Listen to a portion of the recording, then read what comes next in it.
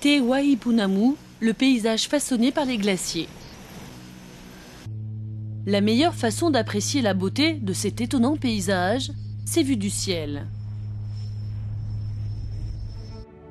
Te Waipunamu couvre la partie sud-ouest de la Nouvelle-Zélande. C'est une région composée de montagnes escarpées et de glaciers.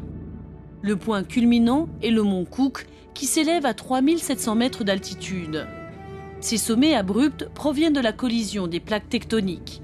Les constantes chutes de pluie et les glaciations successives ont érodé et façonné la montagne pour former ce magnifique paysage. Voici le plus grand glacier de Nouvelle-Zélande, le glacier Tasman. Ici, il pleut environ 200 jours par an. Sur la partie supérieure de ces hautes montagnes, les pluies se transforment en neige et la neige condensée forme alors de la glace qui glisse sur les pentes et sculpte la surface de la roche. Les vallées, dans la région du mont Cook, étaient jadis entièrement recouvertes de glace. Quand les glaciers ont fondu, à la fin de la dernière période glaciaire, les exceptionnelles vallées en forme de U et les fjords sont restées. Les fjords sont des vallées remplies d'eau salée à proximité de la mer. Ils partent de la mer et s'étendent profondément à l'intérieur des terres. La glaciation a creusé la montagne pour former des escarpements abrupts sur lesquels l'eau de pluie coule abondamment. Les chutes de Sutherland, avec une hauteur de 180 mètres, sont les 5e chutes plus hautes au monde.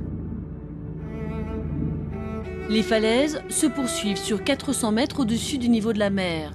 Celles-ci portent les cicatrices de l'activité glaciaire quelques 14 000 ans en arrière. Ce pic remarquable est connu sous le nom de sommet de Mitre. Il a été sculpté par les déplacements massifs de glaciers et avec ses 1964 mètres de hauteur, c'est la plus haute montagne qui s'élève directement de la mer. Le tanin des feuilles forme en tombant une pellicule brune sur la surface de l'eau. Il empêche les rayons du soleil de pénétrer dans l'eau, tandis que la forêt d'origine atteint les bords de mer et nourrit une grande variété d'espèces végétales et animales.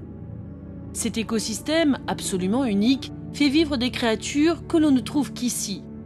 L'escarpement des pentes de la vallée a sauvegardé cette région de toute intervention humaine, ce qui a permis à la vie primitive, végétale et animale, de continuer à s'épanouir sans entrave.